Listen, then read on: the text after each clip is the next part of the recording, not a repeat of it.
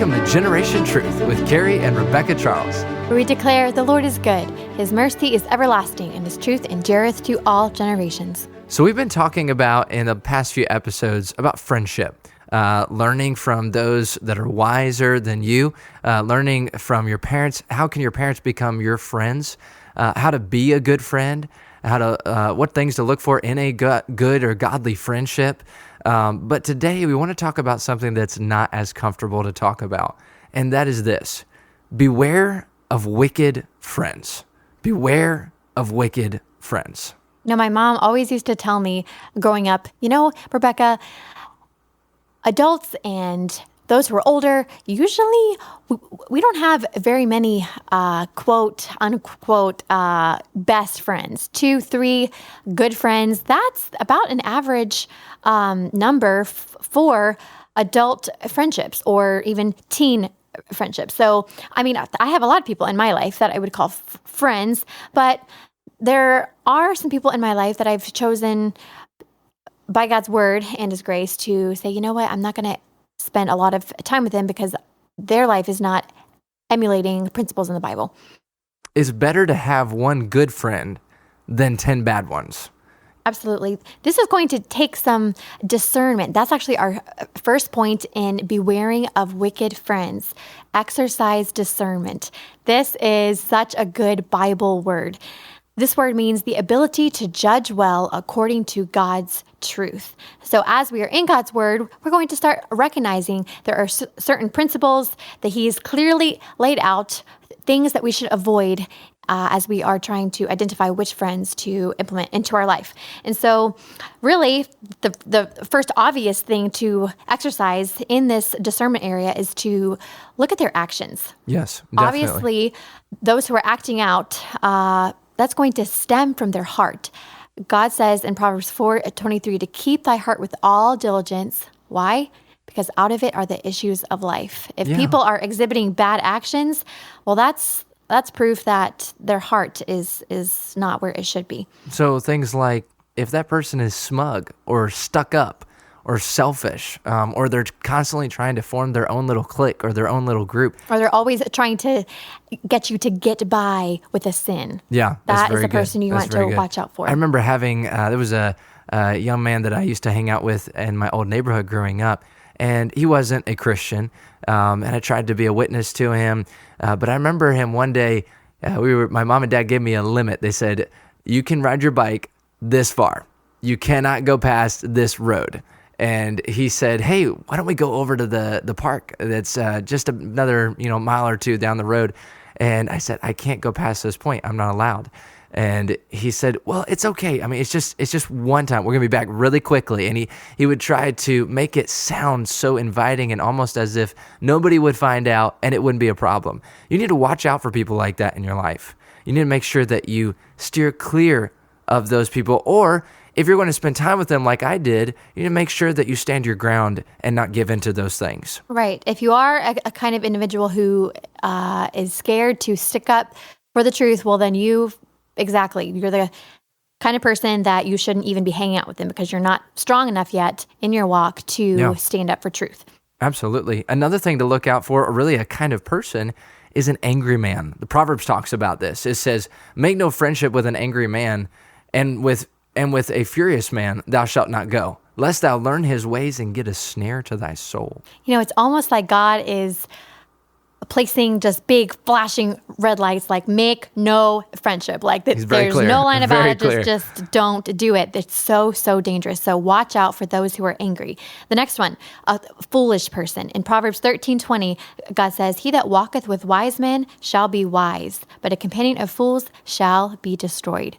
That's so clear. If you walk with wise people, you're going to be wise. If you walk with fools, you will be a fool. Yeah, don't be a fool. That's somebody that really lives carelessly. They don't care about what other people think. They don't care about life. They're just kind of flippant throughout their life. Right. They don't realize the preciousness, the specialness, the importance of life. Yes. Another thing, pride. 2 Timothy 3:1-5 talks about that. Gossip. Proverbs 20, verse 19. Oh, this is a big one. It is. God says, to meddle not with him that flattereth with his lips. This also includes those who are just talking about other people all the time. Yeah. They're maybe good traits, bad traits, just passing along news that's not your news to tell. Those are the people that God does not want you to hang out with, because Yes. you will be like them. That's how our human will, yeah. nature is. Maybe you're not an angry person. Maybe you're not a person who gossips. But if you hang around those people that are like that, you will soon become like that as well. It'll affect your mind, and then that'll affect the way you act. And so watch out for those things. Watch out for people that sow discord and that are wicked and scornful. Psalm 1:1 talks about that. Those who mock God's word, those are scornful people.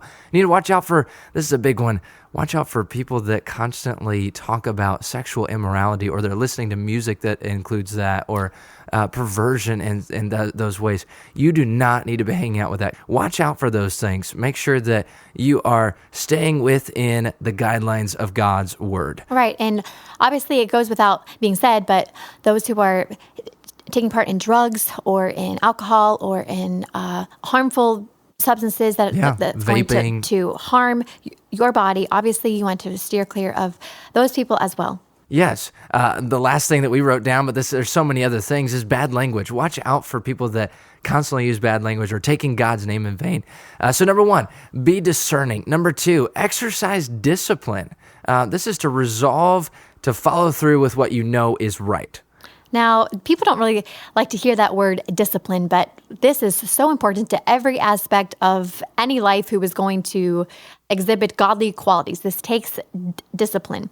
God tells us in 1 Corinthians 15:33, be not deceived. Evil communications corrupt good manners. So perhaps you're an individual and you know that you know the truth, that you have grown up in church, you have godly parents. You may think, oh, I'm fine. I know the truth. This person is not going to influence me. You are the person that the devil is going after, because you're letting pride in and self-righteousness. No, that could be you as well. So you have to exercise discipline. I know, Carey, you had to break off a friendship. Yeah, I had when a you were young younger. man that I spent a lot of time with growing up, and I realized he was really affecting me in a lot of wrong ways. So I had to actually, I went up to him, and I did it as lovingly and kind as possible, because this is such a touchy area. And I realized I did not want to act like I was better than him or anything like that. No. I just said, I'm so sorry, but I'm really not able to hang out with you. At least not for a while. I need to work on some things in my life. This is not necessarily your fault. This is my fault. I need to work on some things in my life. And I don't think he understood. And if you have to do this and you're listening to this podcast, you have to do this, they're probably not going to understand. However, the biggest thing you need to make sure is don't be prideful, be loving, and say, this is something you need to work on.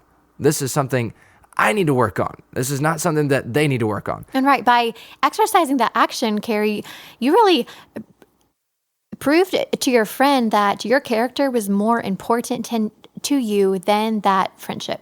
All right, God values character, and Yes, sometimes that means that you're going to cut off a friendship that is hindering you from becoming more like Christ. So exercise discipline. And then lastly, exercise compassion. Don't be so prideful that you think you can't fall into the same sin that made you break off the friendship that you just broke off. Each of us can struggle. Each of us will struggle. And just because you think, well, I don't want to ever be like that person. Okay, well, you don't want to be like those people, because but God God's has word called us to be salt and light. Yes. And both of those are so important that we are exhibiting salt and light to those who we have to cut off those friendships. Yes, making sure that you're showing compassion to them, showing love to them, be a Christ-like witness and testimony to them, but don't let them influence you in such a way that they draw you away from Christ. We all need God's help in this area. Romans 8:37 says, "Nay, in all these things we are more than conquerors through him that loved us." We all need God. We all need God's help. We need to yield to his Spirit. And if we don't, then we're going to really stumble in this area. So making sure that you're watching out. Beware of ungodly people. Beware of the wrong kind of friends. Exercising caution and wisdom from dangerous friendships will allow us to know the truth, so we can live the truth, so we can give the truth. Because God's truth endures to all generations.